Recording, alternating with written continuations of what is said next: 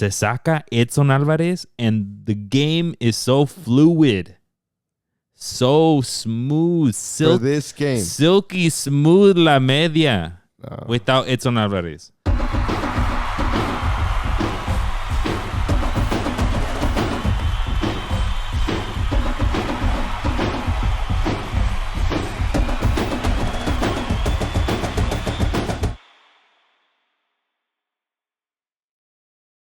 Let's go, Cesar. Let's get it. ¿Le vas al Pumas or what? Sí, a huevo.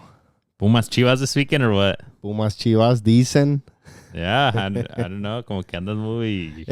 I'm just off a little bit. I was thinking of Mexico coming into the episode y dije la academia que decían que era Pumas. This nice Pumas jersey that I have. So I decided to wear it and totally forgot America plays Chivas this weekend. You're repping terribly for the America fans, bro. That's all right. Ellos saben. They're watching this and they're like, les no. mando una de cuando tenía 6 años con la de América. Nah, which one? You had one? You have a picture when you had I have a picture of the blue jersey de Ochoa with the little America logo in the middle. Oh, the blue nice light blue here, and then it gets a little bit darker on the sleeves, no? Or the whole thing is light blue? The one that I had was all light blue y nomás tenía el logo aquí. I'm telling you, those old school keeper jerseys were dope, and then simple, como que they look. I don't know if it's just me, but it looked like they had some padding to it. Like it didn't look... it definitely had the padding on the sides. Y luego no era como las de ahora que están como bien thin. No, esas estaban un poquito más thick. They're a little bit thicker, but I mean now it's all about moisture weakening. Para no sudar. Sí. But no, those jerseys were dope, folks. But welcome back to episode 164, folks. Don't forget to share us with a friend. Subscribe to us wherever you're listening to us. Get us to 500 subs. Let's freaking get it. A jam-packed agenda. International qualifier window. Friendlies for those of us that go for Mexico. We'll talk about Mexico's 2 matches against Japón and Corea del Sur. That should be the most of it. The U.S. also played the same 2. We'll talk qualifiers, the CONMEBOL. There was a whole bunch of drama. Only 1 spot left. Everyone else was set. Yeah. But we got a whole bunch of drama. No manches. And como then, tiene que ser. That's how it has to be in CONMEBOL. And then we had Euro qualifiers. They still got like 2-3 games left over there. But we got some big games, big score lines. También. Norway, no manchen. I know, casi todo un touchdown, ¿verdad? Casi 2 touchdowns, no manchen. But let's get into it, folks. We mentioned, we had the international break.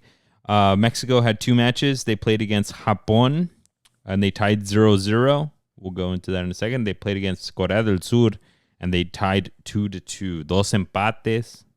If this was World Cup format and you had 3 games, they'd basically be eliminated because you'd have 2 points. Está difícil. You had to win the last one. Así para pensarlo, jugaría against the U.S., ¿verdad? Porque U.S. was the other one. Yeah, and then it's a ganar, and Mexico does not do great in los de a morir.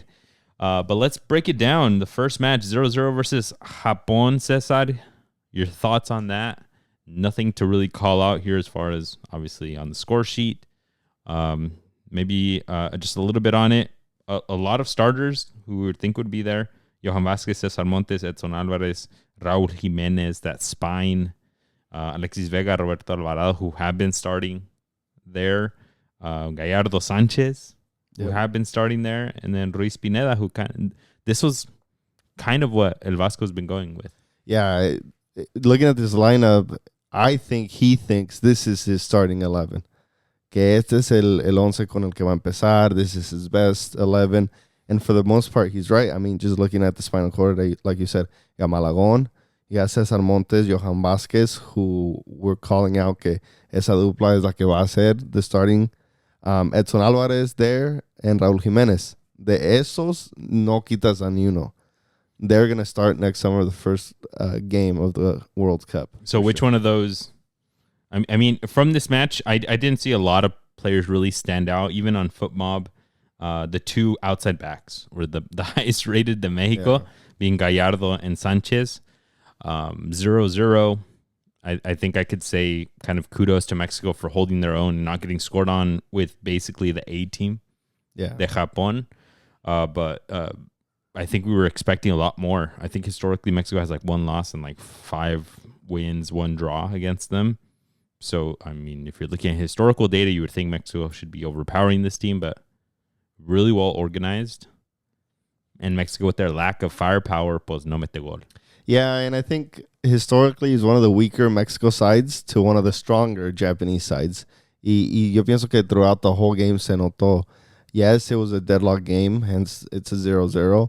But I think throughout the game, you saw the difference in quality between the Mexican player to the Japanese player. Mm-hmm. To keep in mind, all of Japan, the Japanese team, todos juegan en Europa. So nobody's in the domestic league. Just of the starters in this one game, right? Correct, yes. And then most of their bench as well. Like, we'll talk about them. Pero, I mean, that just tells you que la calidad es diferente. Acá in Mexico, you have contados, like Raúl Alonso Jiménez. You have your Johan Vázquez, Álvarez, Edson Álvarez. But, I mean, that's the difference, right? And I feel like that was the difference. And if you're Japan, I feel like you're dissatisfied with the scoreline. If you're Mexico, you're kind of like, oh shit, like I'm okay with the 0-0 because now I know what a strong Japanese side is, but it also lets you know like there's a difference in how these teams are preparing and how they prepare their youth. Y ya uno va como que digamos en buen camino escalando, and Mexico has just been stagnant. Yeah, I think Mexico got a little bit lucky with a couple of plays. Malagon had a couple of good saves as well. Yeah. So, yeah, I agree with your point that I think Mexico maybe counts their blessings a little bit more than Japan with getting a 0-0 draw here. Yeah, to your points, this Japan side, very well organized, same as South Korea. I think they just have a lot of really technical players that fit the system that the coach wants. These are the guys that fit the system, so he brings them and como que they buy into that program and y dan todo por este equipo. And I think that's been part of their big program trying to get soccer a lot better in Japan. So big kudos to them. They looked really tough to score against Mexico. Out of this match, Mexico did lose a couple of players, a couple of star players because of multitude of reasons, but Cesar Montes gets a red card towards the end of the game, takes down a player who's going on a 1v1, and he's like, it's a friendly, I'm going to get a red card. He gets a red card. And then Edson Álvarez comes off injured in the 32nd, and I think he's already been confirmed out a couple of weeks. Yeah. I mean, Cesar Montes, out of the confirmed, like what we think is going to be the starting 11, is probably one of the weaker ones. Not only because he got a red, but I think Mexico in general, and I wanted to call out Malagon as well for this, they lacked being able to handle Japan's high press y que perdían el balón tratando de jugar de atrás. They would pass it to each other and invite pressure and then didn't know what to do with the ball at that point. And I think they were very lucky not to concede that way, Malagon, because of Malagon's saves as well. But I wanted to call out Malagon, saying like he really needs to learn how to distribute better with both his right and his left, because if you get a squad in the World Cup que te va a presionar alto y ya miraste que a la primera, a la segunda no puedes salir con balón controlado, like you have to go long. You have to coordinate, and you have to give it a decent ball to Raúl Jiménez, who we know has good hold-up play, but you can't send him to war. Yeah. Like, it has to be a decent ball to him, to Alexis Vega, or to Roberto Alvarado, para brincar esa línea. At the end of the day, though, if the alternatives are giving a crappy ball to your covered center backs because of a high press, or going all the way over, you do go all the way over, right? And you live to see another day. But I did see 2 to 3 of them that came to him y le daba con la de palo, and it would go like over his center mids to the Japanese center mids. Yeah. And then they would recover and come back straight at them and get a bit of a counter, which Mexico was lucky to not concede on some of those. But I agree. Malagon is looking super solid, like comfortably first place, just based off of his work entre los tres palos. Yeah. But then you're like, you need to be good with your feet. And I mean, Ochoa was okay with his feet throughout his career. He was pretty solid. He could move the ball from one side to another, make some good decisions because he was a veteran. But I think what we're expecting was that this next generation of keeper would be the next generations of keepers, which is que juegue con los pies también. Yeah. Especially if he's not. Malagon's undersized, right? So like you would think that he would have a little bit more of that in his skill set. Yeah, like we've talked about his ability to come out and cut across. Que he lacks that y que a veces a lo mejor su estatura no lo deja. But this has nothing to do with his 5'10" or 6 foot, whatever it is on Wikipedia. But you can practice salir con los pies y distribuir, and it should be a natural thing for a goalkeeper to do. So I really hope he fixes this because it's going to elevate his game. It's going to help La Selección Mexicana a lot. Yeah. Yeah, and that back line acting very solid. I think keeping the 0-0 is another big win for them. If we're looking at the positives of Mexico, I mean, you obviously can't say attacking because in this case, it didn't look like they were dangerous, like they were going to score at all. Like this was a snooze fest, in all honesty. Yeah. But I feel bad for you if you went to the game. No, yeah, and it was here in Oakland, and everybody. I think Ivan in the Discord was like, that was quite possibly the worst game I've ever seen in my life. Yeah.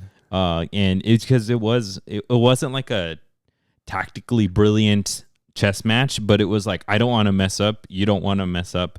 We're not going to give you an inch.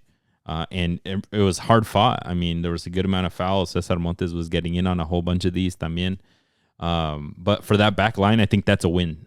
Snooze fest are always wins for back lines. What else can you do? They're not going to be the ones to put up assists for you, right? Unfortunately, for these two in the outside back, Gallardo and Sanchez, in the next game, the two outside backs look really, really good offensively. Yeah. Mateo Chavez and Huescas. We've been criticizing Jorge Sanchez a lot in this throughout like the past 2 years or whatever. But I think this game is, in recent memory, his best game that I've seen from him because he was really good defensively. Y lo que podía ir a aportar attacking wise, like he would try and do it. Yeah. And we'll have that comparison with Huescas and Chavez. But I think if El Vasco Aguirre wants to have a mentality of we're just going to lock down a Germany or a Spain or a France or an England, then you go with somebody like Jorge Sanchez, who can probably give you a bit more defensively, as much as, maybe we've criticized him for. Pero he does look better in that way, in that style, than Huescas. And same thing on the other side. Like Gallardo wasn't doing necessarily too well against CONMEBOL, but he is the defensive left back if you want to play this defensive scheme. Yeah, that's where it gets kind of tough because in theory, this Japan side was the tougher team. Yeah. So bonus star, gold star to the defensive efforts from those players de la Selección de México. But yeah, they didn't get their beautiful assist in. They weren't higher up the pitch. They were doing their defensive work per se. And that kind of, to me, looks like what El Vasco is going to ask of those players. So that makes me feel like they did their job. And Vasco afterwards was like, hell yeah, brother. Campeones. Pura defensa. 0-0. I'll take it. Aplausos. Yeah, no. Like it almost feels like El Vasco probably sees that at par with the assist that Huescas gave in the next game. So that's going to be tough. What system does El Vasco work with? I know folks in the comments and in the Discord will be screaming at us like, no, bruh, put in the kids, put in Huescas, put in Mateo Chavez. They are the future. And the future of La Selección de México should be offensive, light them up, possession-based. Everyone is ball playing. Mm-hmm. I agree. But is that what's in El Vasco's brain? Because those guys in South Korea, I wish I could see them on a map, like overlaid on each other. Huescas and Chavez were so much further up the pitch than Gallardo and Sanchez. And that's just the way that their game works. They're right backs, sometimes acting as carrileros. Those other two youngsters, those are high-flying freaking wings, man. Yeah, and at the end of the day, Javier Aguirre es un viejo lobo de mar, como dicen. And he's been to, this is going to be his third World Cup. He's been in Mallorca. He loves the defensive style. That's what he did at Mallorca. That's what he did at Alaves. So it shouldn't surprise us that he goes for el confiable, el que me va a defender. Y ya si metemos un gol, pues es ganancia. So I definitely see at least this back line starting. If not 100%, it's like 90% sure that this is going to be the back line.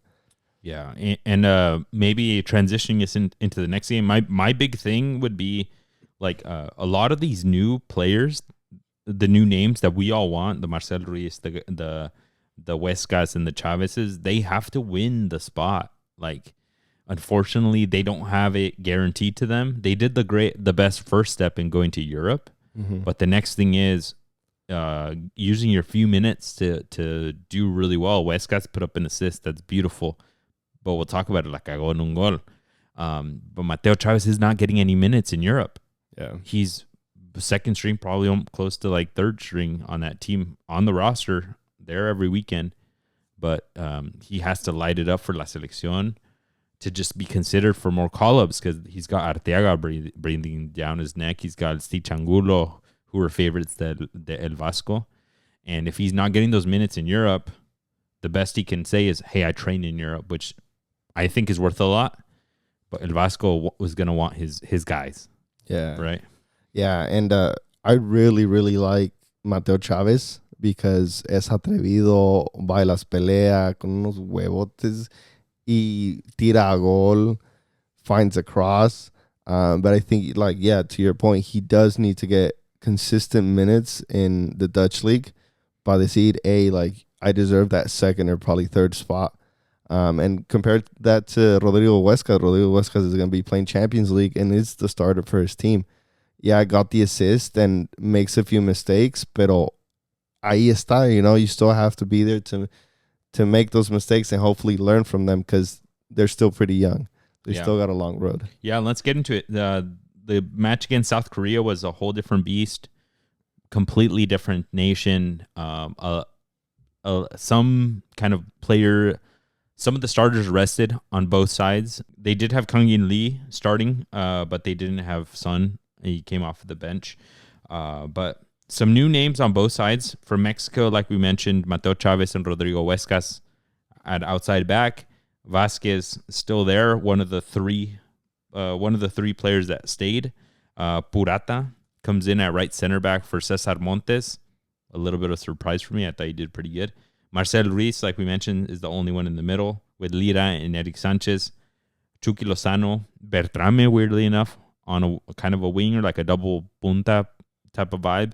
And then Raul Jimenez up top. So three players repeat and Tala at goal.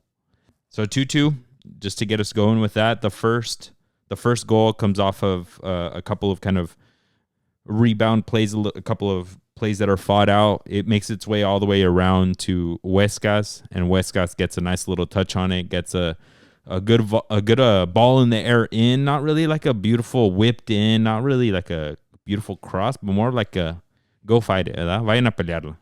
And Raul Jimenez got the most ups. He gets up and he gets a beautiful header in con efecto. Parecía Jared Borghetti el güey. Yeah. And contra Kim, the Bayern Munich center back. So impressive. Yeah, and I want to give a lot of credit to Huescas because it's what we want to call like an unorthodox like cross, ¿verdad? Mm-hmm. No uno de la esquina, no uno que dices low and hard. It's like from the 20 yards back in a weird angle. Yeah, not super wide tampoco. He's a little bit central, and I was like, what are you doing there? Goddamn.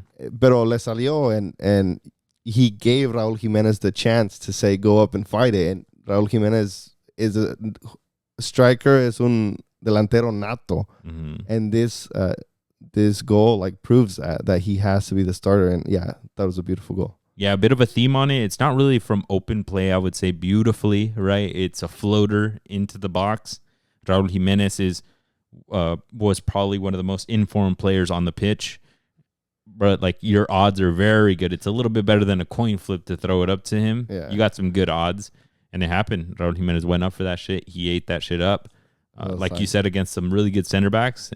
And he got to celebrate. He's like, we're all screaming. I was yelling at my TV. I was like, venga, cabrones, we're going to win the World Cup. Le faltan 9 para Jared Borghetti. No, 9 para Jared. No, 9 para Chicharito y 3 para Jared. For what? For the most goals for Mexico. Yeah. I mean, he's going to do it. Those 3 this year. Chicharito's maybe by the World Cup. I mean. Yeah. I mean, and deserved. And deserved. This dude is in his moment. He deserves it after everything he went through. And he's back at that moment. Yeah, and one of the big reasons why I celebrated so much because Huescas también getting his opportunity in the match.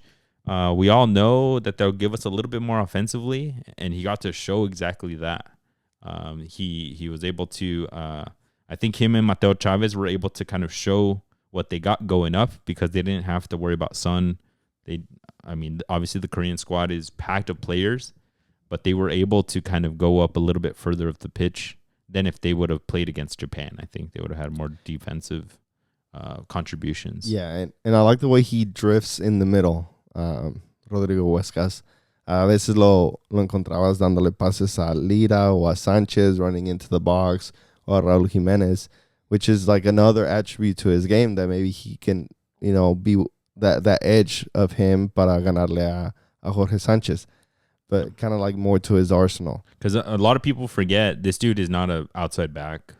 Nato. Right. He is more of a winger. He was almost like an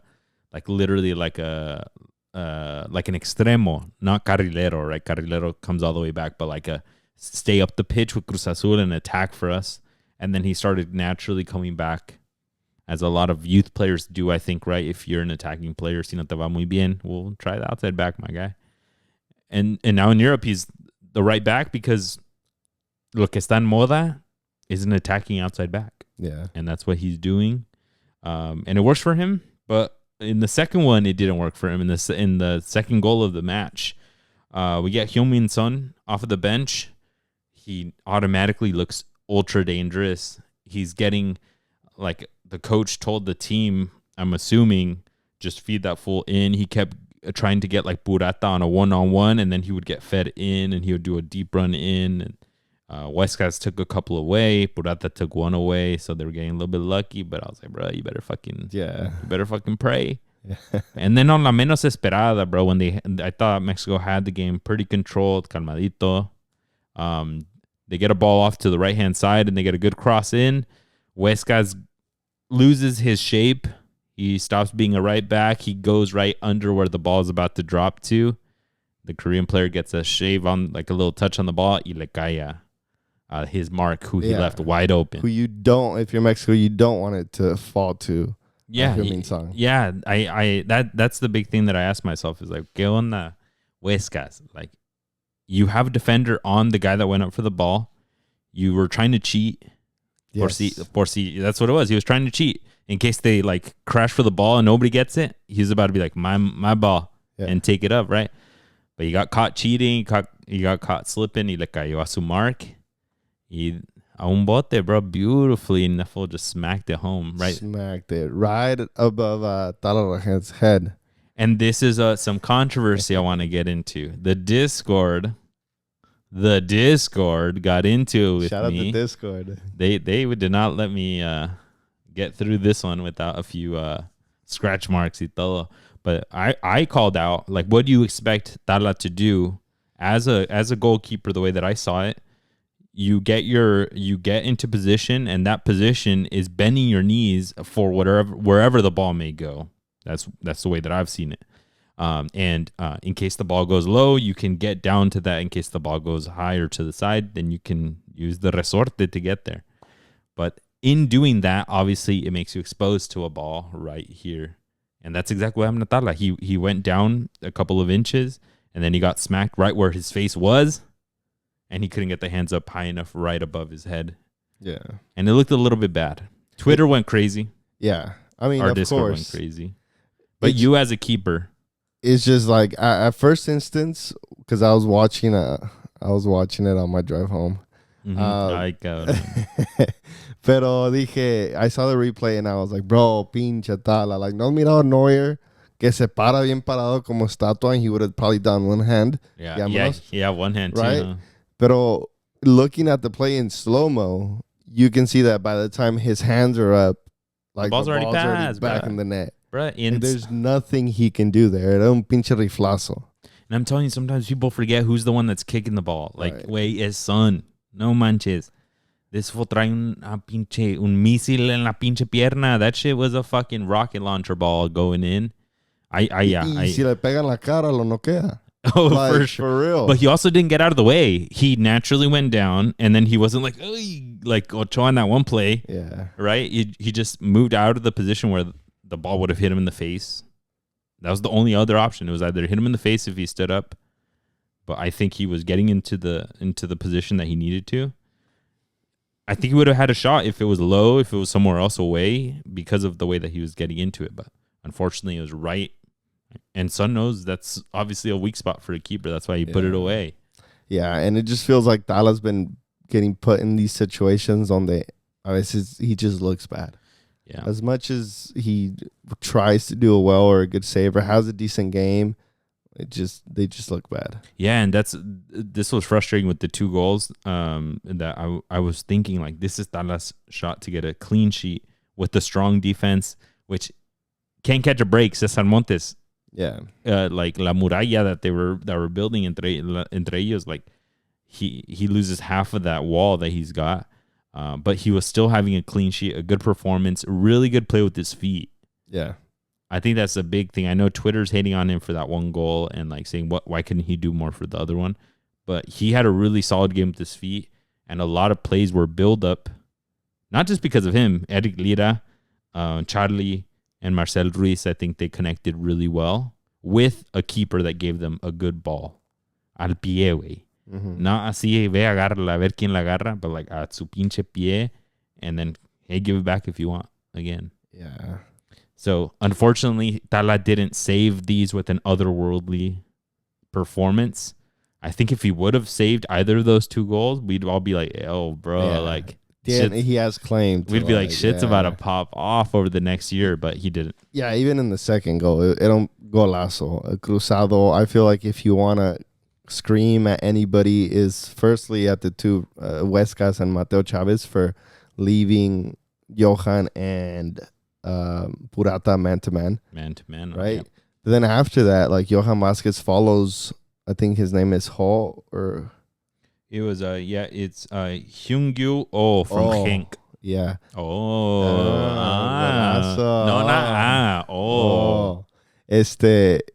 Le da mucho espacio y le deja tirar, ¿verdad? Se dice que le dio mucho respeto, ¿no? Like, he respected him a little bit too much. Yeah, and I just felt like he didn't want to get beat. He's like, shoot, I don't care. But he didn't expect to shoot un golazo. Un golazo, raso, to the cross post. He knew he was putting it in. Yeah. It was just more of a question of can the goalie reach that, or can the center back block it? Yeah. But too much space. You ask me as a goalkeeper all the time. Mm-hmm. As a center back, ¿te tiras ahí como se tiró y te pasan por las piernas, o haces como un Van Dijk donde se para nomás? It's tough because the striker knows where they're going with the ball, right? So the best thing that you can do is kind of limit the opportunities that they have however you can, and you kind of raise the odds of like, oh, they're not going to at least score on me. Because that's the best thing. Sometimes you can't take the ball away. It's just them not scoring. Yeah, or going first post, right? Because you're going to hope your goalie's there. And sometimes you look at a Van Dijk, which is like an ungodly comparison, obviously. Right. But like on that run back, Cesar Montes, I think from the moment, Vasquez, but the moment that the striker gets the ball to when he shoots it, in my opinion, it almost looks like he gave him more space. Right. Which is like, that's so wild. Like you're supposed to be closing space. So from the run to when you get the ball, and then by the time they shoot, there's no reason why they should have more space. It should be smaller and smaller. Ideally, you get a hand on them. You get something. That's what Van Dijk does so well. Every shot that they get, you could have the shot, but you're going to be off balance, falling. Right. Te dejo un recuerdito. In this case, Johan Vasquez let him take it. Maybe was confident that he'd block it, but it was too much. That was way too much space. I get that. Now, my question is, venía corriendo otro coreano, kind of doing that overlapping run. Yeah, Do you but think that maybe it wasn't close enough. This guy was on his own on a through ball, which I thought was a beautiful through ball. Yeah. I asked myself if that center back line had been worked better, they should have stepped. Because I think the guy was a little bit too far up.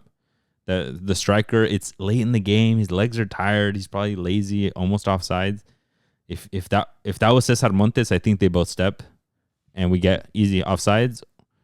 Or if he has Cesar Montes behind him, he knows how hard he can go at him, and get there. But it kind of surprised me that con ese gafete de capitán playing in Genoa, in Italy, this fool didn't get a first contact immediately. Guide them towards the line is another thing that you do as a coach for defenders, right? Hey, bro, have the entire line, but you're not going hacia acá. And he like backtracked with them too, gave him the same space, let him have a shot, felt confident he could block it. It just felt too easy. He got punished. Yeah, it's one of those things they say like you get punished for going a little bit too soft, not doing as much as you could.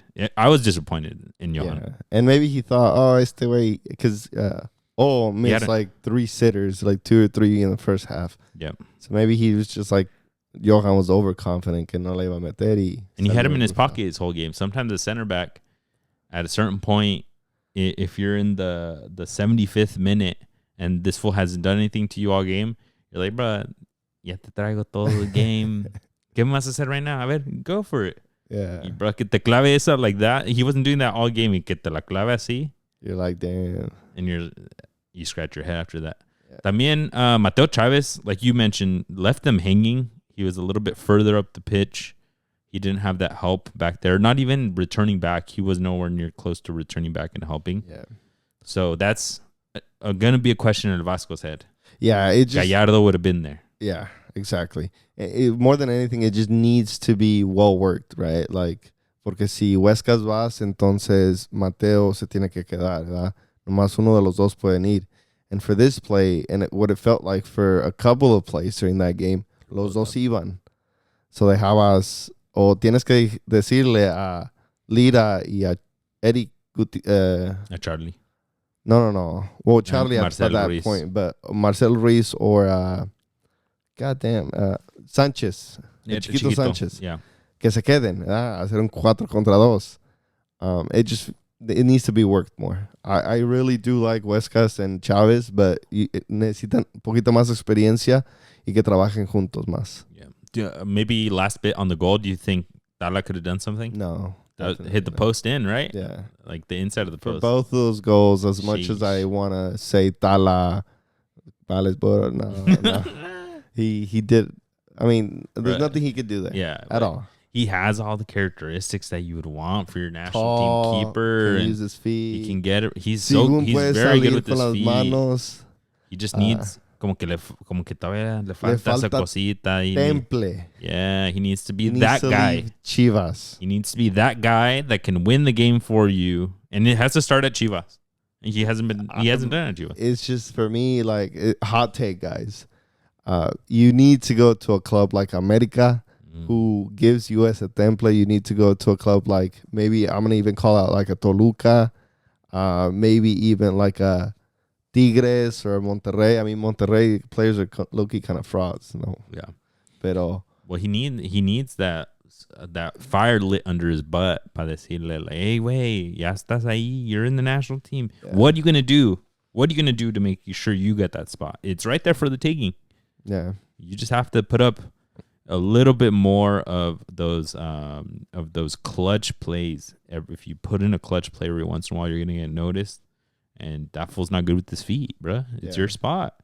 But yeah, overall, I think pretty solid performance from the back line. I think a lot of people están enamorándose de Huescas and de Chavez. I think if you're going to give players their flowers, también les dice sus verdades. Yeah. They had their mistakes in their goals. They got caught slipping a couple times. They are very hungry to go forward. Mateo Chavez is a little bit more como que juvenil in that. More like a wild he's excited. Way. And también sometimes your wingers aren't necessarily on board with that. Y les puedes quitar juego. The Mexican wingers aren't top-level wingers either, so like that just needs to be worked out. Right, yeah. But in my opinion, maybe it's a hot take, but I think Gallardo is still that guy at left back, and I think Huescas is getting closer to being that guy on the right back. But I know Mateo Chavez had a solid game. Le entra con unas pinches ganas, way, which is what you want. But I still think he's a ways away from being the starter. Yeah, it makes me excited for the future for him. But yeah, to your point, maybe this is a good thing for Huescas to be doing so well porque le prende cohete a Jorge Sanchez. Le dices, hey, ponte las pilas tú también. Y ahí se hace competición. And maybe you can get both, better from both. ¿Verdad? And it's a super solid backup position for algo para respetar, una posición para respetar, Jorge. Sí. You own that backup position, my guy. One position that I was super excited about, se saca Edson Alvarez, and the game is so fluid, so smooth, For this game. silky smooth la media without Edson Alvarez. No. Una pinche chulada que me gusta el juego de México with other center mids, bro. I don't know what it is. Is it just, am I tripping, you guys? Are you guys saying about Eric Lira or? Eric Lira is a wonderful seis que te cae de fake center back. It's beautiful. I loved it. I agree with part of Eric Lira, but I think la solidez defensiva still le corresponde a Edson Alvarez. I know, but if you want to play that defensive position, that defensive scheme, Edson Alvarez needs to be there. I think it's a thing of the past that it needs to be a center back in the middle.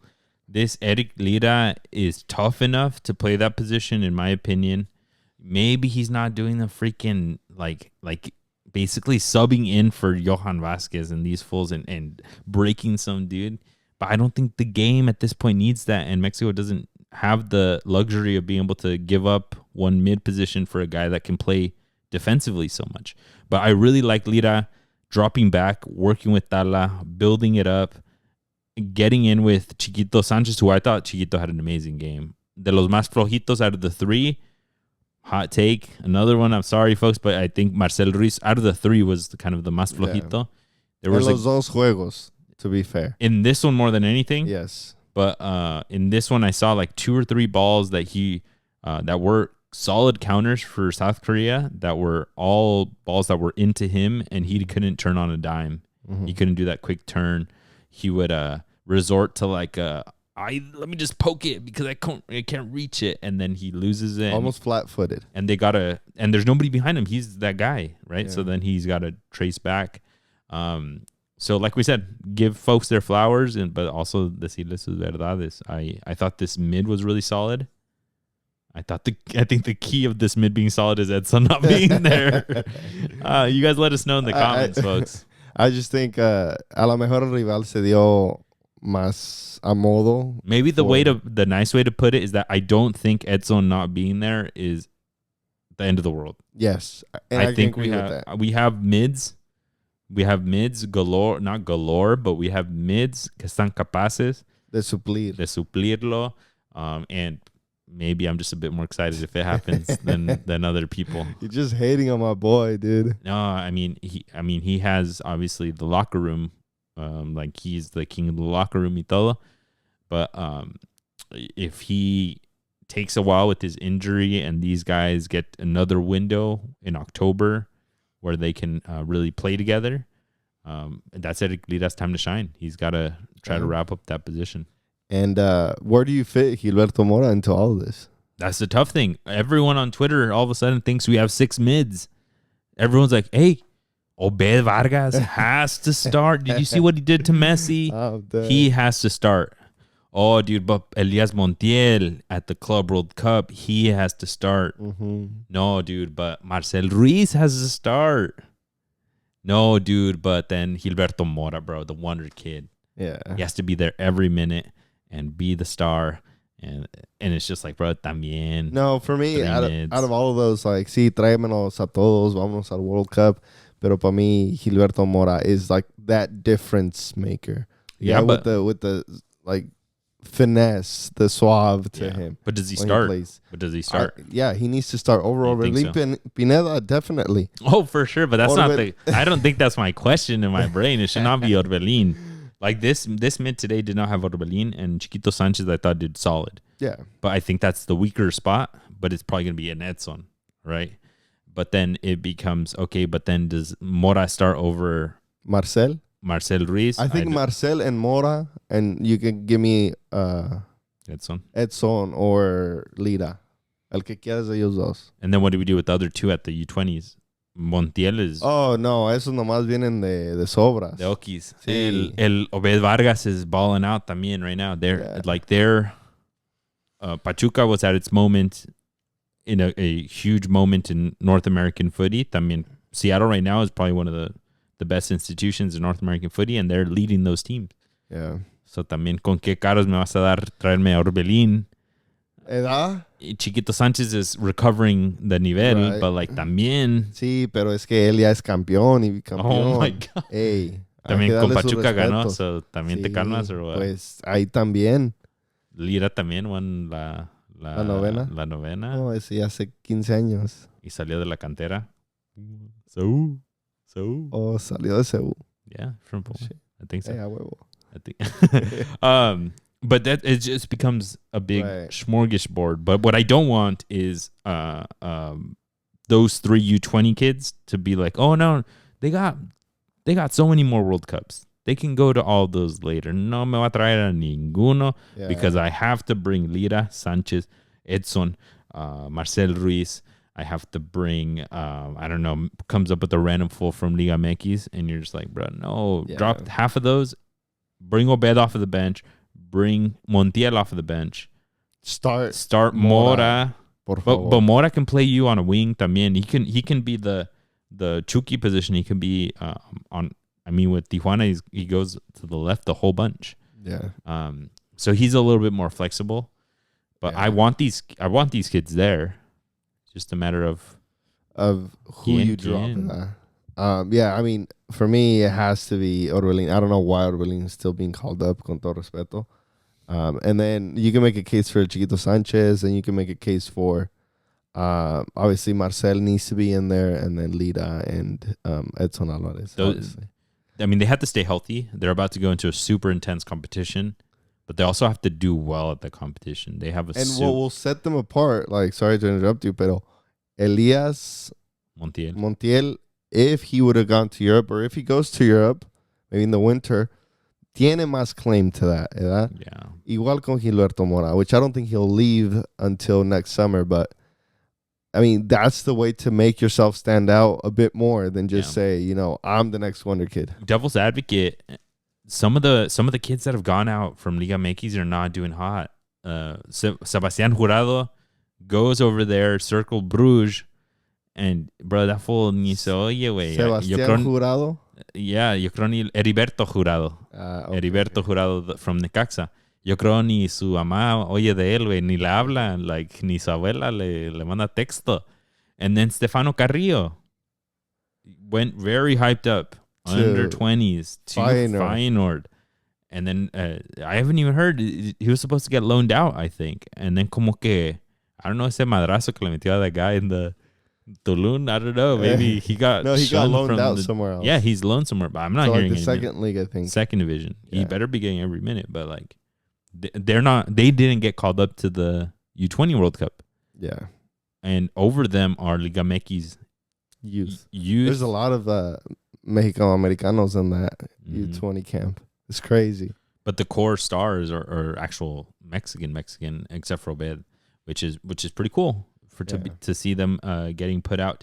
But talking about players that we do not want to see there, in my opinion, Bertrame. Yeah, definitely. What were you doing there, dude? Like, they put him a little bit more of a winger when Monterrey nomás te sirve de 9. Like, y se pone de poste. Yeah, and you're just like, I don't know if they tried to do the Santi thing with him, but I just wasn't seeing it, man. And you're taking the spot of somebody like Angel Sepúlveda, who's been working his ass off. El cuate, way, bro. Come on. Love that dude. I love that dude. Yeah. Ever since he was at, I will die on that hill. That ever since he was at Querétaro, I was screaming for this fool. Get him to a top team. Give him a shot at the selección. When Mexico had no 9s. Yeah, but no, he's struggling. No, I think he gives you a lot of dimension of plays. He gives me the ick. Bertrame gives me the ick. Yeah. It's like, y luego in the game against Japan, le quitó una damn, I forgot who it was. I think it was Jorge Sanchez or something, where he had like a weird half turn. ¿Te acuerdas? Mm-hmm. And yeah, I mean, it's just didn't do much first game, didn't do much second game. Yeah. If he calls him back, I'm baffled at why he even called him up the first time. I was surprised at this point. I think there is Liga MX talent all of a sudden you get rid of Memote. All of a sudden you get rid of El Ángel del Gol. And maybe we're just full of hot takes this episode, but like my extranjeros, I have no problem with bringing in naturalizados, but I don't think that they should like cut the order just because. I think they should be brought in when you don't have the solution there. Like Fidalgo and stuff, why would we bring them in over these three guys that had a really solid game? Yeah. And these aren't, and we're missing the Edson, we're missing Orbelin out of these. We haven't even called Romo. And that's what I'm saying, right? So like I would ask myself, are those players going to win you the World Cup, or why would you bring them? Why are there? I don't see them being that much better than Chiquito Sanchez here. They're on the same team, and Chiquito Sanchez is having a worldie of a season compared to Hidalgo. Yeah. Bertrame, Ángel Sepúlveda just put up an amazing assist against Chivas, right? Like, I mean, give the players their flowers. I would think El Vasco would have been bringing puro mexicano, de esa vieja escuela. Sí.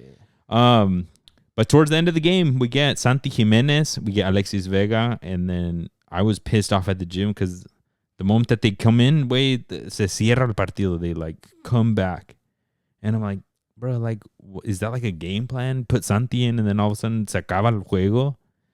They let them come at them. That's when that second goal came. And I even said in the Discord, all right, Mexico, time to figure it out. Yeah. It's not about the score, I said last time. Es de la función del partido. Y más la reacción también. Right? Individual players, they're fighting for their lives. You have less than a year left. No World Cup qualifiers. Show me what you got. Right. ¿Verdad? And for the first like 10 minutes after the goal, I was like, no, but estos ways, they don't got any life in them. Yeah. No, they were trying their darndest. But then again, a play that's not even really open play, kind of chiripada. Alexis Vega gets a cambio de juego. Jorge Sanchez tries to trap it weirdly. I'm going to die on that hill. He tried to trap it. Yeah, it wasn't. Era para recibir. It wasn't no era a pass. It wasn't like he almost got like a flick on it, weirdly enough, but he was trying to trap it. Like Kaya Santi, who a stroke of brilliance. Yeah. Lets the ball pass, shifts weight of the defender, and then he puts it away.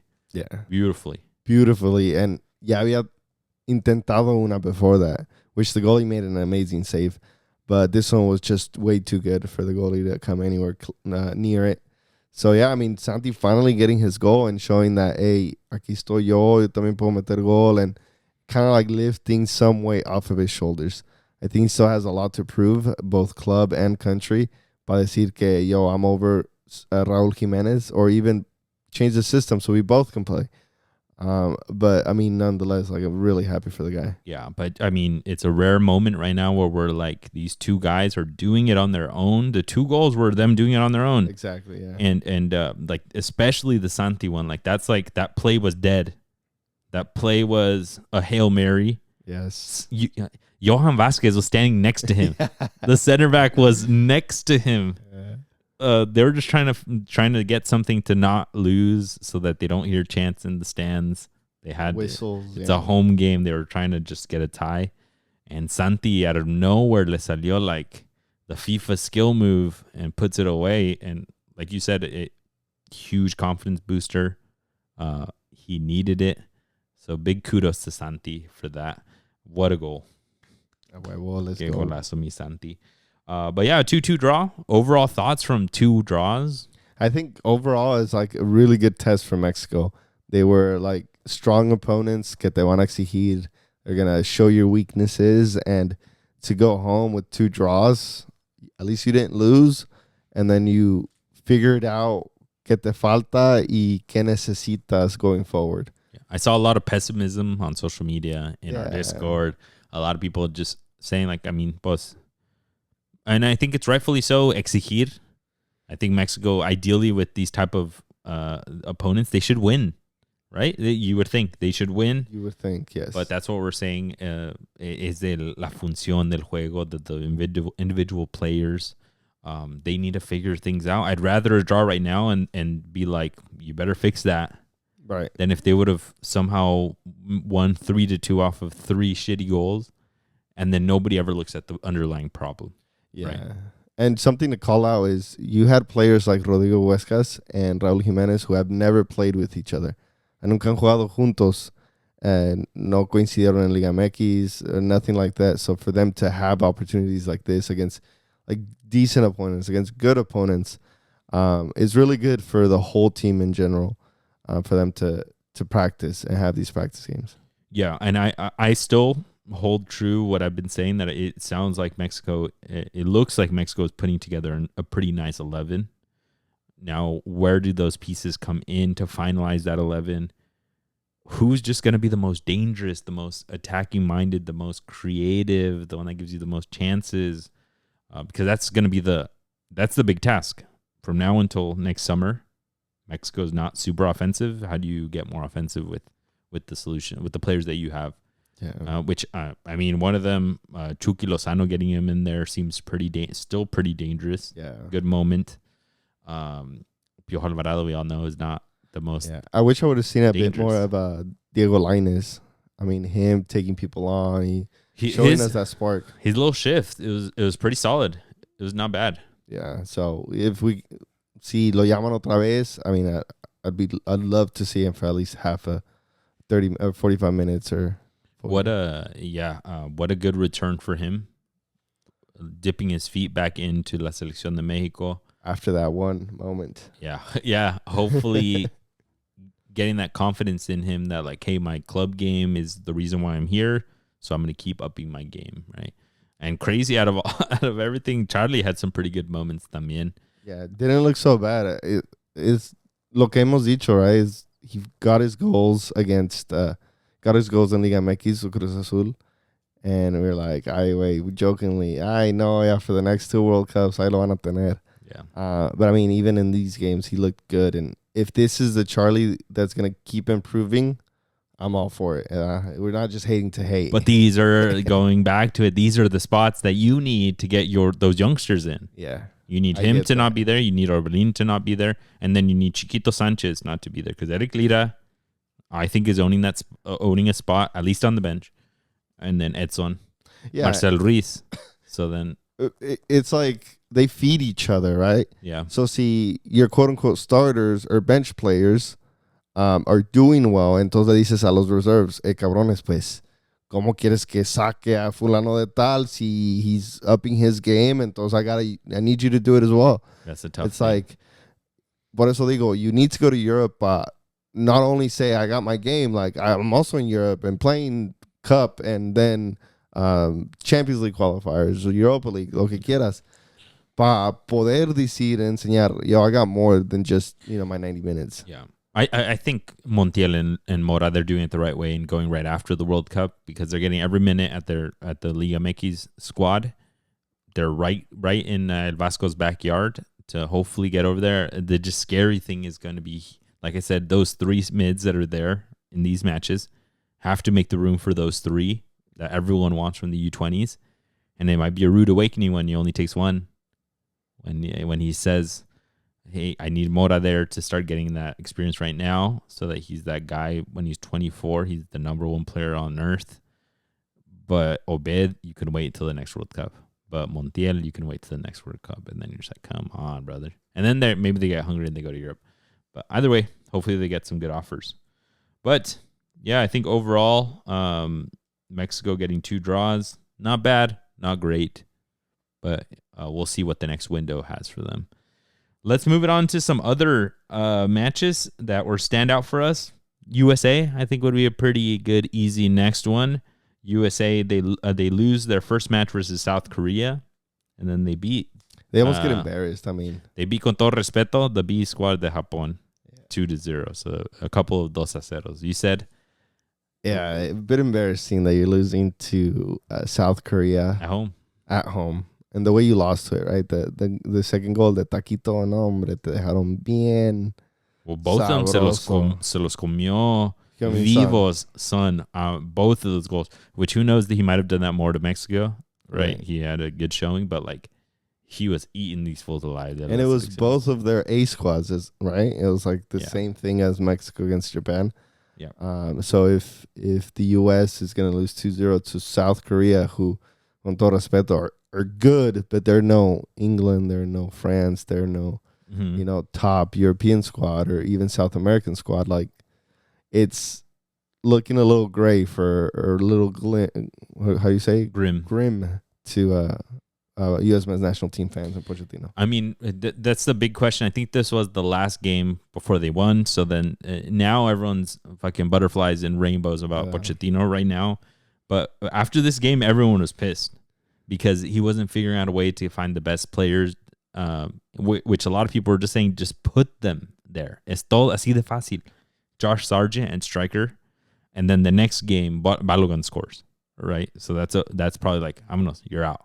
And then now you kind of switch up the players for this next match. You bring in Sendejas, y te resulta with another goal. So the two players, you start putting in almost a bit of more of an elite 11, and it starts working out. The tough one, the tough competition is going to be Timothy Weah. He didn't do anything against South Korea, and then Sendejas comes in and tries to take his job with the goal.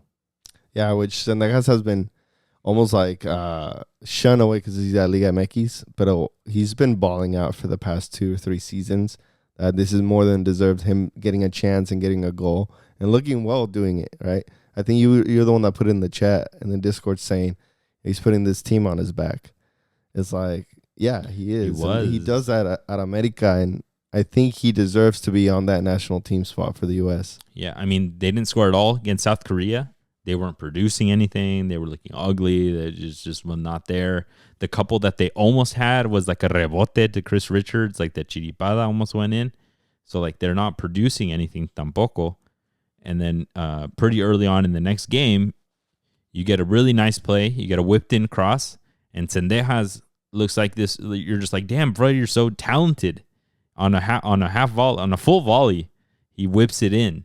Right, and you're just like, holy crap! Why didn't I'm assuming all the American fans were like, this fool's in Mexico. What the like? I thought he was Mexican. Yeah, we should. Why don't we bring him often? What the hell, right? And that was the best stamp that I think he could have had. Going back to the first game, I think who didn't put a stamp there, whose candle is kind of dying on us, is Diego Luna.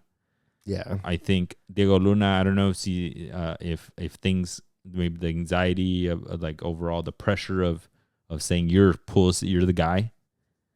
I don't know if that's kind of a thing. And now the guys are getting there. Weah's back, Dest is back, Pulisic is back, Tyler Adams is taking hold of the mid. But it's looking like slim pickings, and he tiene que sobresalir right now, and he's only going to get a few more shots before they say, hey, I'm bringing a European for your spot. Yeah, and I think we go back to the same point. At least he needs all these players. Por más que quieras, they're in the same boat as Liga MX.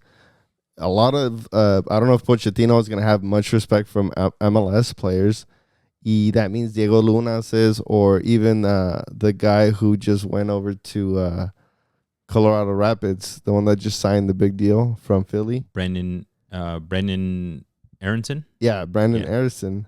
Like, they probably will get a shot at going into these games, but if they don't perform, they don't have as much respect as if you're coming from Europe. Yeah. You're saying that Pochettino is going to very, very soon become a Euro snob. Yes. And be like, bro, I got burned so long trying to trust these MLS guys. Mm-hmm. I bring in the Tyler Adams. He locks down the mid for me. I bring in Balogun. He puts a goal away for me. Yeah. Right. So not trusting MLS players as much. Yeah. And Balogun only came because Brian White from the Whitecaps got injured. Oh, wow. So imagine that. He was going to bring an MLS head. And then he's like, you know what? Let me bring an Arsenal Academy product. Bruh.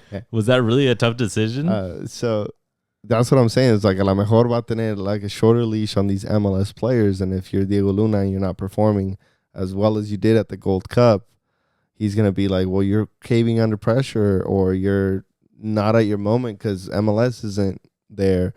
And then something that we were talking about in the Tectonic Takes, shout out y'all for inviting me.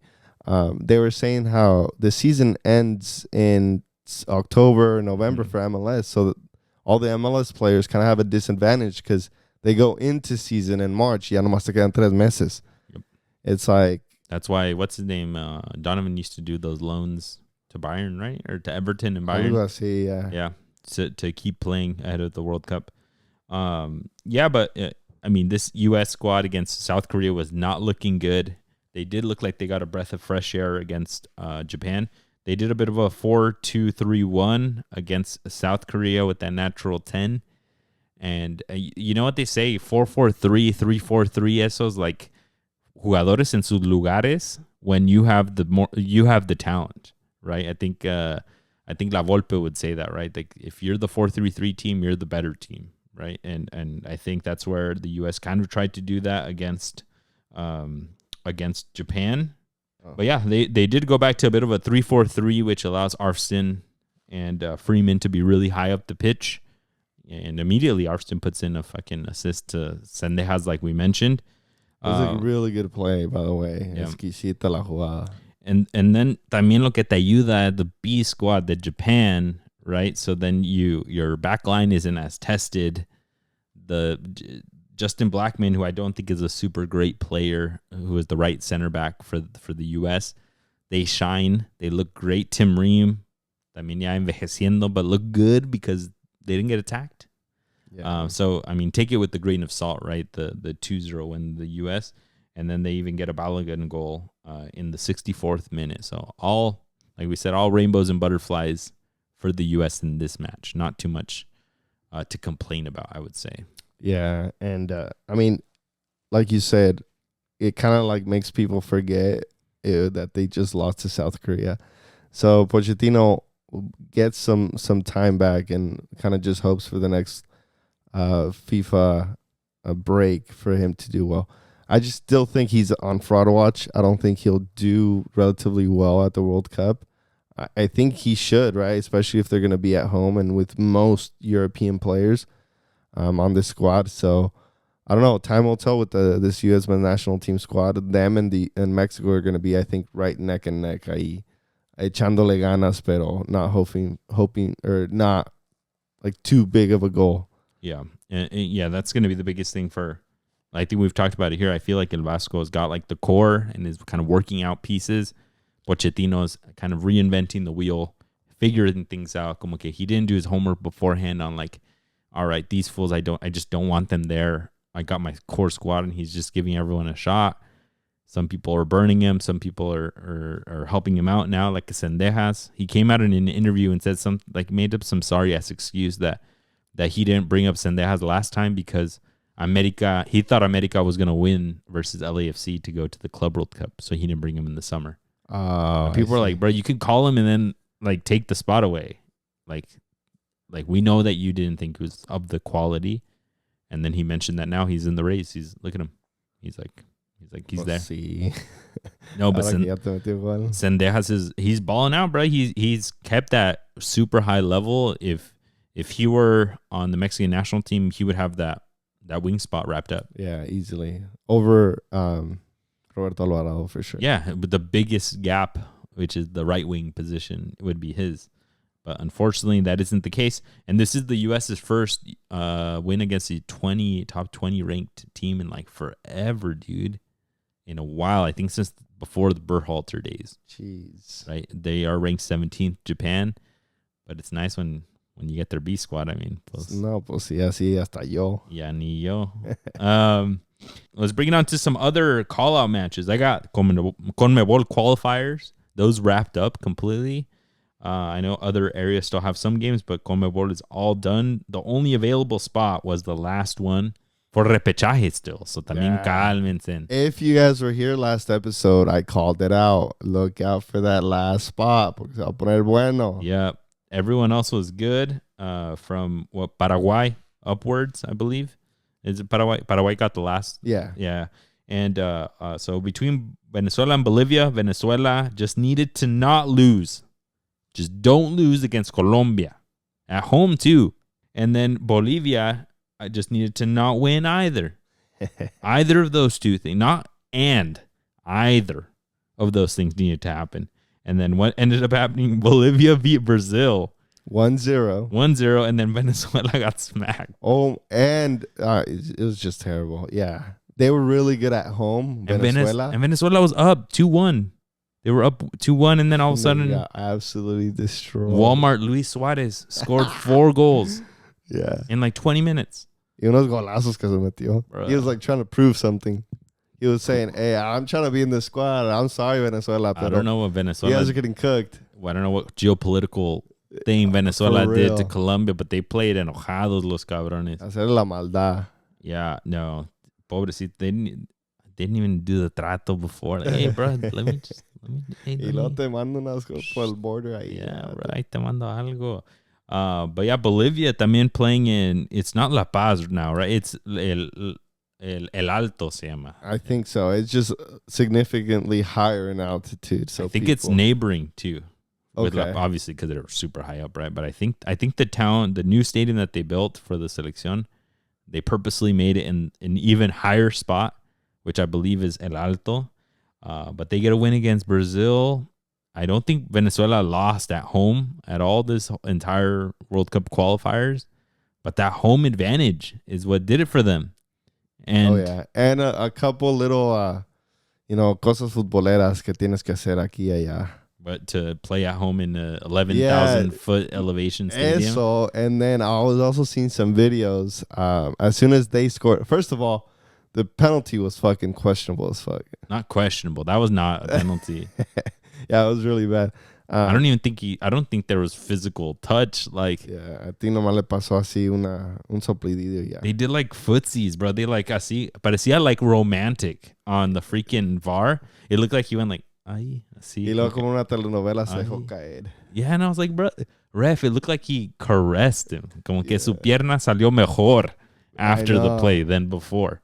Al caso que after the penalty, they scored the penalty. Los baloneros were told, toss the soccer balls over the ads on the line. And then the police picked those soccer balls up and then hid them. No, hombre, the shithousery was real in this game. I mean, Brazil looked frustrated, but también you could tell como que, pues, ya, whatever. Pues sí. But, I mean, también, bro, when you're above 5,000 feet of elevation, imagínate doble eso, above 10,000 feet is gnarly. I can't even imagine over 11,000. But, like, también, I can only imagine how much their lungs are burning, and it's cold. We saw that, right? Yes. So, like, if you don't win anything by tying or winning the game, I'm assuming Brazil just wants to go home. Yeah. They're just like... They didn't even have the starters in either. Just got to get this trip out of the way. Ya me voy pa mi casa. Mm-hmm. So I don't think they cared too much. I saw Ancelotti estaba todo frozen, el compa. But yeah, I mean, Bolivia did what they needed to do with that. Whether it was shithousery or not, they got it done. I think that's... Ancelotti was like, why did I leave Madrid to come to La Paz? Yeah, it could have been in Las Islas Canarias or algo. Yeah, is such a different life he's living, I'm assuming, right now. Yeah, but that gets Bolivia through. I believe this is going to be their first World Cup if they would make it through. I don't know. Have they made it before? 3 times, 1930, 1950, and 1994. Oh, 94. So damn. It's gonna be the first 30, time in 31 years. Yes. 32 years at that point that Bolivia would make it. They still have a big hump to get over. They have to play the team from the Oceania, I think, or from the Asian conference, the Asian region. No, is it like that? On Wikipedia, it already says like contra quien, like the kind of sort. They're gonna play New Caledonia then. They're like ranked 150 something. New Caledonia. Yeah. They're the ones that are making it as their repechaje. Yes, because they played New Zealand, but New Zealand New Zealand won. So ellos quedaron como segundo, because they get half a ticket. So I'm assuming. No, I don't think that's Oceania. I think right. Okay. I think they're playing the Asian region, which is a separate one.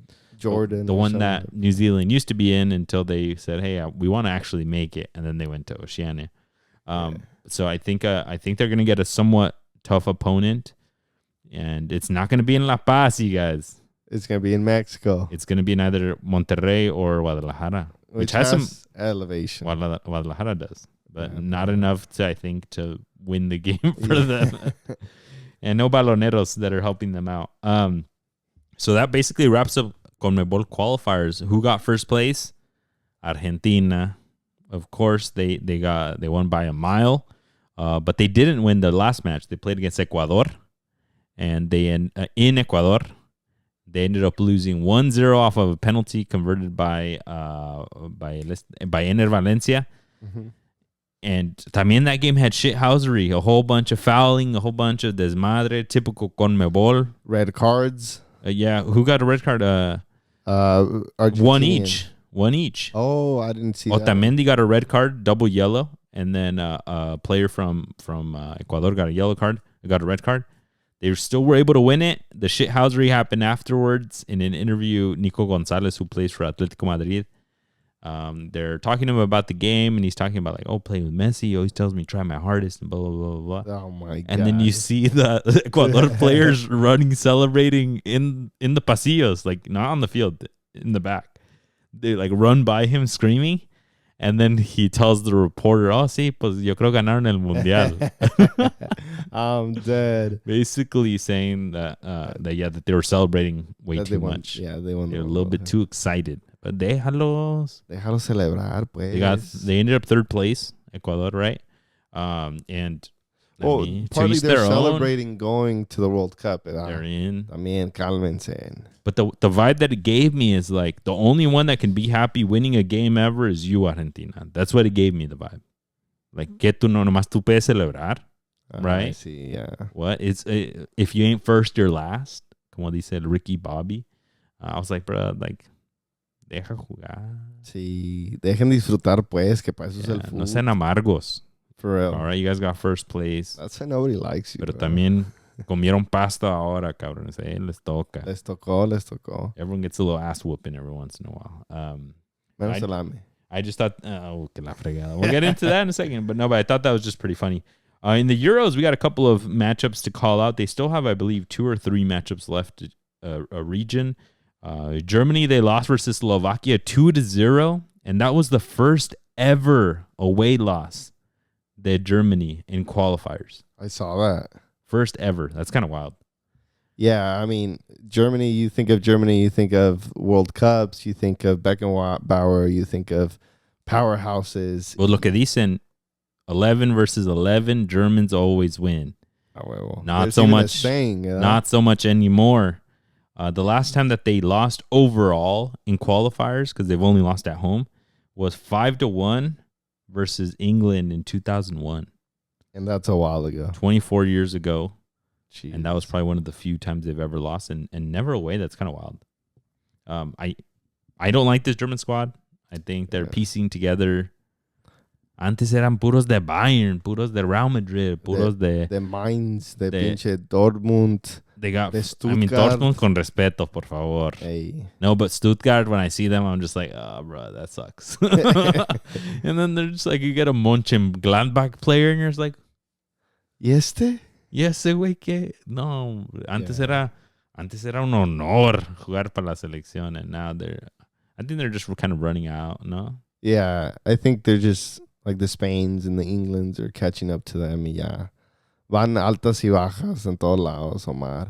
Yeah, they gotta, but I mean, some things never end. They gotta start pumping out the players. De la Mannschaft. Por favor. Did you hear what they were talking about the Italian youth system? No, there's a whole bunch of Spaniards in Serie A because the Italian youth system is just garbage. They just focus on just winning and not youth development, which is Spain is really good at. And I don't know, maybe something similar is happening in Germany. There's some Argentinos out there too, I bet you. Yeah. Like I always see a random player debuting, and it's like Argentino that was part of like Juve's next gen program, and I was like, God damn, bro, take a Mexican. Sí, por favor, morenito, inviten pa'l DI, I don't know. Llévate el de Tijuas o algo. Diversity hires, por favor. God damn, bro. Ayuden también. That could be our next one. Just inviting one Mexican player, you could be providing so much happiness to a nation in the future, because they'll be our saviors. Sí. One other matchup that really stood out to me, Norway beat Moldova 11-0. ¿Cuántos? 11-1, sorry, 1. They did get el de la honra. Haaland scored 5, dice. I have to respect that they did get the one, but the one was an own goal. I'm dead. So fueron 12 de 12-0, just to round up a little bit. But yeah, Holland scored 5. Some fool off the bench scored 4. No manches. Odegaard scored a goal and 2 assists. Oh, his goals were like, whatever. Dan como que da hueva, no? Sí, just talking about Odegaard, you're like, Nomás dos, you're like, it makes sense that you only scored 1, my guy. You andas a un pasito más lento. Yeah, but this reminds me of Haaland scoring like 7 against Honduras and the like U17. The U17. Yeah, that was pobrecito. That was low-key rude.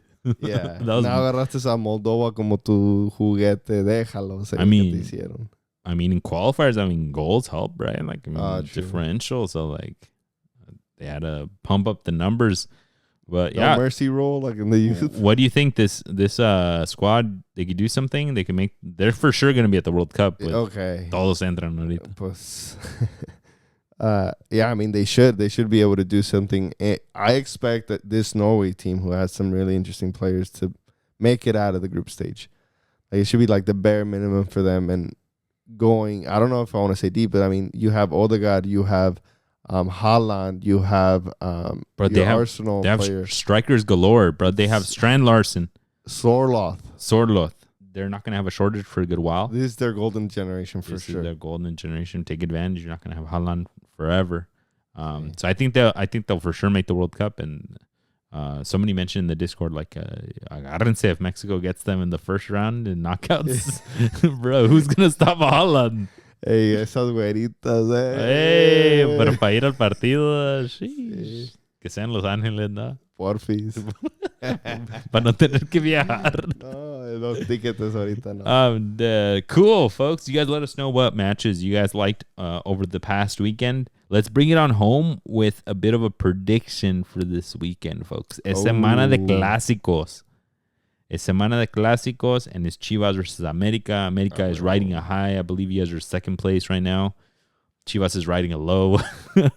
They are second, pero de abajo para arriba. I think we're third last. I was looking at the table. I think it was yesterday. You guys are at 4 points tied with like the bottom. Hey, but we have one game. 2 and 3. Man, bro, cálmate, con respeto. Se me olvidó. I was like, maybe they could be last place. Si les ganamos. Bro. Right when they announced Descenso coming back too, which is crazy. True. We didn't even talk about that. We need to give you guys a big episode on that. Maybe we could talk about the teams that are down there. Tocho. But no, bro, Chivas, not a great moment by any means. As far as results go, we've talked about it on here. Maybe they look pretty good when you watch them. Así como que you squint your eyes y se ven como que medios perrones. Yeah. But then you look at the scoreboard and you're like, ay, güey. For real, like, ¿qué pasó? And America lately hasn't been looking super lights out great. Maybe the last couple of weeks a little bit better, but they've been winning. Yeah, which is important, right? That's what you want. Lo que importa. So that's kind of the story of the tape, and the tale of the tape as we come up to the match. Pero en un clásico se olvida todo. Se olvida todo, pero no todo, ¿verdad? Yeah. Una America viene strong. St. Maximum, where I don't even know how to say his name, but yeah, you got it right. St. Maximum coming in and like scoring and helping us out. And I mean, Chiquito Sanchez doing well. You still got Israel Reyes, you got Malagon back there. It's going to be interesting to see. Important names, and it's going to be an important game. It's going to be interesting to see who starts. Both of them have some players coming from Selección. You only got 2, bro. Hey, te calma. I said some. You guys have guys from Los Uruguayos.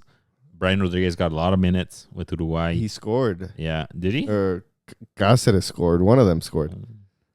But, yeah. So lo que se ve is that St. Maximin will get some minutes, probably start, because I could dar rest. Sí. Scored too. My big question is, like, I've always wondered with these, like, fresh new extranjeros coming to the league, like, how do they take the task of a Clásico? No, like, you're not bred into it. You weren't born into it.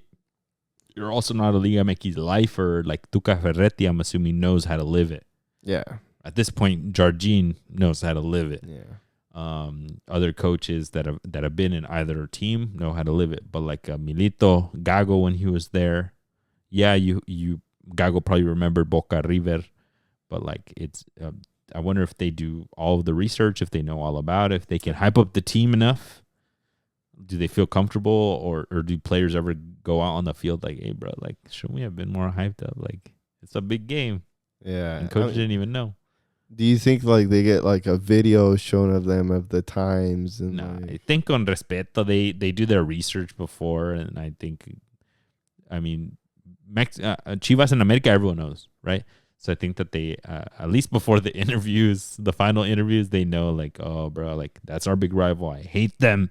And I was told to hate them. I will die before I lose to them. I think that's probably in the screening somewhere. Algo, so they know about it. But I'm hoping Milito can provide some spark. That's his big homework. Provide that spark to say, forget about the last matches, results-wise.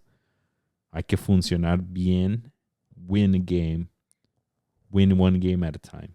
And this would be the biggest game that we could win. And jokes aside, like, I know, I mean, America has a lot of international players coming back, pero a lo mejor that's a good thing for Chivas, that they had a fresh set of players, tuvieron tiempo de practicar juntos. They had a game. Hopefully get better. Oh, they did travel as well. They played against León here in the U.S. somewhere. Yeah, I don't even know where. I just remember Chicharito's swing. Bro, Chicharito missed a sitter, bro. He wasn't even close. He freaked. Oh, and my he God. Looks so awkward all the time. Ay, Dios mío. Dios mío, dude. Beautiful play from Chivas. Cross it to one side. Vámonos, get it wide again. Whip it back over. And then I forgot who it was. I think it was the outside back. Gets like a nice, beautiful little dink. Like European like IQ to it, right? Que me la mandan sobres, yo te la bajo aquí, nomás empújala. Yeah. And he freaking he misses it by like a good 6 inches above the ball, just whiffs it. Yeah. And then afterwards he goes and he freaking posts one of those stupid videos. Oh, did he? Yeah, in whatever town it was, I think. I even looked at like when he posted, I was like, it better not be like yesterday. And it was yesterday. It was like he was like at a stoplight at whatever city it was. And he said, ¿so crees que no puedo seguir haciendo contenido interesante? And I'm like, oh my.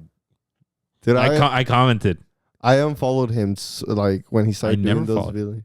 Weirdly enough, that's my. But I commented on it. What'd you say? I said, no manches, güey, con esa falla ayer y te pones a hacer estas mensadas. Dude, it's so embarrassing. I get secondhand embarrassment for you guys. Oh, my God, bro. Like, it's bad. My God. And then the frustrating thing, people are still asking who's starting this weekend. Pongan a Chicharito, por favor. Bro. Pónganmelo. I mean, if we're talking on a more serious note, you got to ride La Hormiga. Yeah. Give him the support. He scored, right? Yeah, he scored in that game, against León, and they ended up winning 2-1. He has scored in season. Chicharito has not. He's struggling. Dale la confianza. ¿Cuántos goles lleva and desde build the complete striker with him. I'm sorry, but one. It's so easy. I think one. I think he's had one a season, huh? So 2. Ay, Dios mío. No, but like I just don't think that's a question. Like, yeah, dude, you have a young guy. Yeah, he's scoring. You wish Chicharito could score, so that's why you maybe start him. You wish. I just wish upon a star. Diosito ayúdame. But no, dude, ride the player that is doing it, and just build the good player. Get him balls in. And build the striker that you want. But va a estar bueno. ¿Quién gana? What's the score? Give me a score. América 2-0. Damn, ni el de respeto me das. Not even the one. Unfortunately, no. Malagon. Chivas 2-1. Gana Chivas 2-1. Goles de quién? Uno de La Hormiga, uno de I think de la Aguirre. That fool's been like the fool from LA Galaxy. Okay. That dude, he's been a godsend. He's doing really solid. La Hormiga y Aguirre. ¿Y para la América? Autogol para decir que no me quieren. I think Chivas has a tall task. They have to stop St. Maximin, but I think he could get one. It's just one of those tough. It's a tough assignment. Who you got your two? Who scores? Say Maximum. I'll give you that one, and then I'll give un Chiquito Sanchez. Okay, I was gonna say don't even say Henry. That fool. Peor que Chicharito. I mean, low key for the Japan game, hot take. I was missing him, low key. His hold up play. I felt viéndolo like nomás, Raúl o que Jiménez viendo sus músculos. Cansándolos. Just hace falta something. No, just los músculos se extrañan. No, no, but wait, un burritazo or what? Un burritazo. God damn, bro, te salen gratis. No mames. Hey, you gotta ride the hand, eh? No, pero el que me saboreé mejor Uno que de aquí todos. también, eh? The one que the new spot. Sí, el que me saboreé mejor de todos was the semifinal one. That was the last time Chivas has won against America in League. Hey, pero qué chido me lo saboreé también, bro. Well, that was like 2 years ago. I was in my living room like, me la pelaste, Cesar. Se me había olvidado que we even bet that time. I was like, I know, same. And then I was like, oh shit, I want a burrito. All right, folks, you guys heard it here first. Chivas is gonna win, and let's bring it on home with some games to watch. Cesar, give me some. Let's go. I'm gonna take you to Liga MX, otro clásico, el clásico hidalgueño. We got your Cruz Azul against Pachuca. Pachuca needs to stop this Cruz Azul y darle la primera derrota of the campaign. But I mean, Cruz Azul's been doing really good in their first for a reason, right? So yeah, tune into that one. I don't think they're first. Monterrey's first. They're second for a reason. Third. Algo así. Bueno, they have a good amount of ties, I think. I got America versus Chivas. El Super Clásico. Chivas needs to put a good performance, but on the scoreboard, that's the biggest thing. Can Milito get something out of this Chivas squad that no coach has in the past couple of years? They really need to at this point. They need to start turning around and agregando de a tres. Sí. All right, take you to La Liga. You got Real Sociedad against Real Madrid. Real Madrid fans have been chanting, screaming que ya ganaron el título y que Barcelona esto y el otro. But they have a great test ahead of them against Real Sociedad, who is staple in La Liga, usually towards the top of the spots. So tune in for that one. Let's go. In Italy, I got La Juve versus Inter Milan. Always a great matchup. It is La Derby d'Italia, even though they're not in the same city. I don't know why they call it a derby then. But always a great matchup. The two top hitting teams in Italy. We'll see if maybe this decides who ends up taking it all this season. We're going to take it to the NWSL. You got first place Kansas City current, who you just went and saw, against Washington Spirit, number 2. Great game que va a ser de las doñas. 49-34. Oh my God, Kansas City, they're just way ahead. Yeah, they're way ahead. But agárrense Trinity Rodman, que les clave un golazo. Let's go. Agárrense. I got a third Clásico, Manchester City versus Manchester United this weekend. I know as of lately it hasn't been as fireworks filled because it's been a bit one-sided. But if you guys don't remember, two matches ago was that Amad Diallo wonder goal where he had that amazing like play around the defense and the keeper, and he won it for United. Can United do something like that this year and surprise? I highly doubt it. They have spent a lot of money, but they're still not showing up. Yeah, le van a sacar más canas al Amorim.